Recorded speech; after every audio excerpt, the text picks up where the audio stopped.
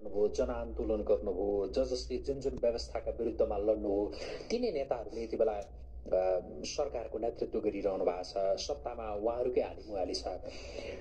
जसले हिजोका दिनमा जसका विरुद्धमा उहाँहरूले आन्दोलन गर्नुभयो, आज उहाँहरू आफै सत्तामा हालिमुहाली गरिरहँदाखेरि यस्ता विषयहरू किन आइरह होलान्? के लाग्छ यहाँलाई? त्यही त, यो सटकमा हुँदा एउटा हुने, तर सत्तामा गइसकेपछि उहाँहरूलाई के हुन्छ मलाई पनि कौतूहलता लागिरहेको छ कि यो किन हुन्छ त, किन गर्छन् त? यो के साँच्चै नेपालमा कतिपय विश्लेषकहरूले भने जस्तै के देश र जनतालाई रान्जी भइरहेको छैन?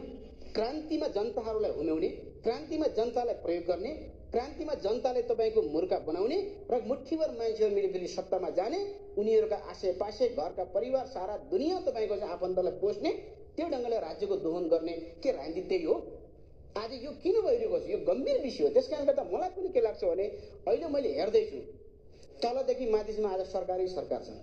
जहाँ सरकार छ त्यहाँ राम्रो काम भइरहेको छैन, विकृति विसङ्गति त्यहीँ गरिएको छ।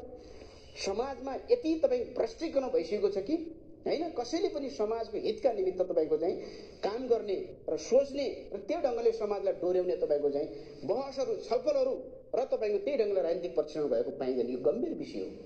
आज म कहाँ छु, अर्को कहाँ छ, अर्कोले के पद पाइरहेको छ, त्यो तपाईँको ठुलो कुरा रहेनछ। आज कसले के गरिरहेको छ त? आज समाजमा भएका विकृति विसङ्गतिलाई आज कसले अन्त्य गरेको छ, कुन पार्टीले गरेको छ, कुन नेताले गरेको छ भनेर आज जनताहरू, एक प्रकारको जनताहरू जो साँच्चै पीडित छ, उनीहरूले आज चाहिँ औँला भाँचेर बसेको छ। उनीहरूले हेक्का राखेर बसिरहेका छन्। के यस्तै प्रकारले देश चल्ने हो त भनेर मान्छेले आज भनिरहेका छन् र भनिरहेका छन् हामीले